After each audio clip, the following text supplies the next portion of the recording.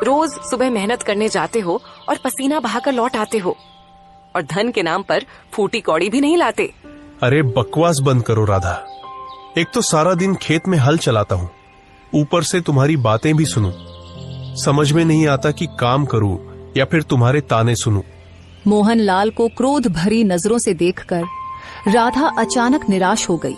अब तुम खुद ही बताओ मोहनलाल, कितना समय हो गया है हमें आर्थिक स्थिति से जूझते हुए। आखिर हम और किसानों की तरह हंसते हुए अच्छा जीवन कब व्यतीत करेंगे? अपनी पत्नी का निराश चेहरा देखकर मोहनलाल का क्रोध उतर गया और वह अपनी पत्नी राधा के पास आकर बोला, मैं क्या करूं राधा, मेरी किस्मत ही खराब है। जब जब मैं खेत में मेहनत करता हूं और सोचता हूं कि इस बार फसल अच्छी होगी, तब तब कुछ न कुछ ऐसा हो जाता है कि सारी फसल बर्बाद हो जाती है। और ऊपर से अब मैं उस जमींदार का कर्जदार भी बन गया हूं। पिछली बार जब फसल खराब हुई थी, तब मैंने उस जमींदार से बीज खरीदने के लिए धन लिया था, और अब इस बार भी मुझे अपनी फसल अच्छी होती नहीं दिख रही है। सारा का सारा दोष तुम्हारी जमीन का है, वरना और किसानों की फसलें क्यों अच्छी होती हैं? तुम्हारी ही फसल पर ही हमेशा कोई न कोई आफत क्यों आ जाती है?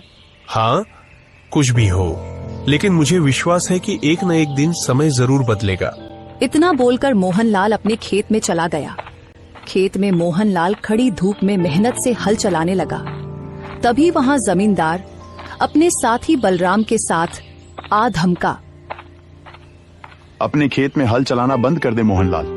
सबसे पहले मेरा वो धन चुकता कर जो तूने कुछ महीने पहले मुझसे कर्ज में लिया था। जनाब जमींदार साहब, आप यकीन रखिए, मैं आपका कर्ज बहुत जल्दी चुका दूंगा। हाँ, अब मैं तुम्हें और समय नहीं दे सकता। मुझे पूरा धन तुरंत चाहिए, वो भी ब्याज सहित।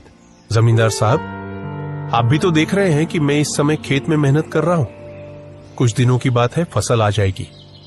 मैं अपना कर्ज फसल बेचकर चुका दूंगा ना। ऐ मोहनलाल, ये तुम्हारा फसल उगाने का सपना सपना ही रहेगा, क्योंकि मैं काफी समय से देख रहा हूँ, जब भी तुम अपने खेत में फसल लगाते हो, कभी कीड़े लग जाते हैं, कभी आग लग जाती है, कभी बारिश की मार पड़ती है या कुछ और। सच्चाई ये है कि तुम्हारी किस्मत में किसान बनना ही नहीं है। इसलिए मेरा और जमींदार का समय बर्बाद मत करो। बलराम की बात सुनकर मोहनलाल के चेहरे पर क्रोध छा गया। बकवास बंद करो बलराम। अगर तुम जमींदार के नौकर हो तो नौकर बनकर रहो। मुझसे ज्यादा बातें लड़ाने की जरूरत नहीं है। मैंने तो सुना था कि तुम्हें गुस्सा बहुत जल्दी आ जाता है, पर अब मैं ऐसा काम करूंगा कि तुम्हें गुस्सा ही नहीं आएगा। आप कहना क्या चाहते हैं?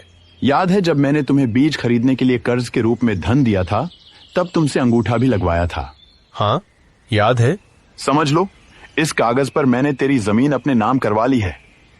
अब से इस खेत का मालिक मैं हूँ, समझा? ये सुनकर मोहनलाल गुस्से में आ गया।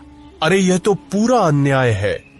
छोटे से कर्ज के रूप में तुम मेरा खेत नहीं छीन सकते। अरे बलराम, बस बहुत हो गया। इसे अपने ही खेत से जोर जोर से धक्का मारकर बाहर निकालो। बलराम ने मोहनलाल को उसके ही खेत से धक्का देकर बाहर निकाल दिया। मोहनलाल उदास होकर अपने घर चला गया। उसकी आंखों में गुस्सा और अपमान की आग जल रही थी। क्या हुआ? आपका चेहरा इतना उदास क्यों है? और आप समय से पहले ही खेत से वापस कैसे आ गए? राधा, जमींदार ने मेरे साथ बेईमानी की है। उसने मेरा खेत मुझसे छीन लिया। कुछ महीने पहले मैंने बीज खरीदने के लिए उससे थोड़े से पैसे उधार लिए थे, और उसी समय उसने चालाकी से मुझसे अंगूठा लगवा लिया। अब वह कहता है कि खेत उसका है। तो क्या आप यूं ही चुप बैठेंगे? आपको सबसे पहले गांव के मुखिया से शिकायत करनी चाहिए।